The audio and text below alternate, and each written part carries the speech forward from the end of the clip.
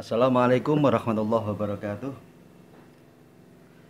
Nuwun sewu para bapak, para ibu ingkang tuhu dahat kinurmatan. Nyuwun wekdal sauntawis dalem badhe matur sekedhik babagan basa Jawi. Permisi para bapak, para ibu. Saya mohon waktunya sebentar ingin berbicara tentang bahasa Jawa. Begini Bapak Ibu, saya kemarin dapat keluhan dari pemerhati bahasa begitu. Dalam tryout ujian SD itu ada soal yang menurut saya memang juga salah, tapi saya eh, mencoba untuk menelusur. Saya kira salah ketik begitu, ternyata memang salah. Contoh penyebutan tembang seharusnya itu mijil disebut kinandi. Terus beberapa kata eh, penyebutannya juga banyak yang salah. Ini cukup memprihatinkan sekali. Eh, Kenapa saya prihatin? Kadang-kadang saya iri melihat bahasa Jepang. Menurut data yang saya tahu, penduduk Jepang itu ada sekitar 126 juta. Sementara itu penduduk Jawa, yaitu 41% dari seluruh penduduk Indonesia, pada tahun 2020 ini ada sekitar 110 juta jiwa. Sehingga sesungguhnya penduduk Jawa dengan penduduk Jepang itu seimbang. Tapi yang saya sekarang notabene-nya mereka tidak punya latar belakang pendidikan bahasa Jawa. Oleh karena itu mungkin perlu dipikirkan ini bagi Pak eh, pemangku kepentingan lah, istilahnya pemangku kebijakan tentang pengembangan bahasa. Yang paling bertanggung jawab menurut saya itu ya yang nomor satu kalau di Jawa Tengah itu ya Bapak Gubernur Ganjar Pranowo. Kemudian kalau di Yogyakarta ya Bapak Habibie 10. Kemudian kalau di Jawa Timur ya Ibu Gubernur Khofifah Indar Parawangsa. Dan mungkin kalau di luar negeri ya di Suriname itu Bapak Ronald Venetian. Itu mohon dipikirkan bagaimana supaya mulai dari SD itu ada guru bahasa Jawa yang lulusan pendidikan bahasa Jawa. Nah, itu yang pertama.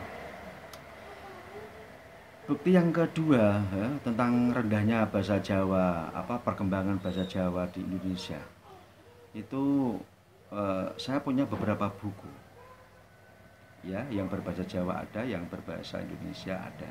Saya memang bukan ahli bahasa Jawa, tapi saya punya konten dan saya menggandeng seorang ahli bahasa Jawa yang biasa menulis di majalah-majalah bahasa Jawa ternama, yaitu Bapak Sri Adi Harjono. Beliau itu senior saya, guru saya. Itu dibandingkan dengan buku yang berbahasa Indonesia jauh grafiknya, grafik penjualannya. Saya punya 3 buku yang saya tulis dengan Bapak Sri Adi Harjono. Ini itu penjualannya macet. Padahal budgetnya nggak mahal amat. Jadi hanya sekitar saya jual hanya 45.000 atau berapa gitu. Tapi kalau memang ini diborong oleh, taruhlah digunakan untuk pembelajaran di SMA ya sangat cocok. Kan saya obral lah.